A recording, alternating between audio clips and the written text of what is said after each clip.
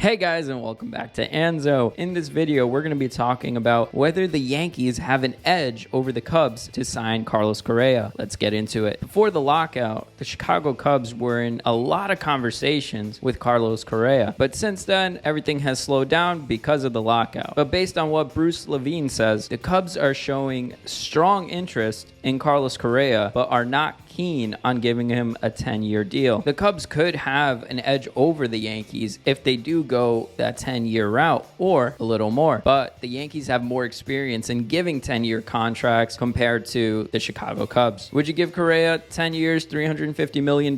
Let me know in the comments below. But first, let's take a look at the history of payouts that the Chicago Cubs have given to their players. In 2016, they signed Jason Hayward to an 8-year, $184 million contract. They actually just signed Marcus Stroman to a 3-year, $71 million contract. Both of those contracts are basically around the $23 million a year mark. In 2006, they gave Alfonso Soriano an 8-year, $136 million contract. That's $17 million a year. In 2015, they gave John Lester 6 years, $155 million, $26 million a year. In the history of the Chicago Cubs, they have never given out a 10-year contract. The most has been 8 years. And the most they've given out in total amount has been $184 million, and that was to Jason Hayward. The most that they've given out per year was to John Lester, which was $26 million a year. Now, the question is, will the Chicago Cubs do something out of the ordinary and make history with their own payroll and actually sign Carlos Correa to a 10-year, $300+ million contract, which they've never even come close to doing with any other player before? Well, here comes the edge for the Yankees. The Yankees have signed 3 different players to 10-year contracts. We're talking about Dave Winfield, Derek Jeter, and Alex Rodriguez. And they did take on Giancarlo Stanton's contract, which was a 13-year contract. Obviously, it was a few years in already, but they did still take it on. The Yankees have the edge over the Chicago Cubs. If they have the experience of actually signing players for 10+ years and they're not scared of going there, the Chicago Cubs, I don't see them going that 10-year route. I don't see them going to that $35-40 million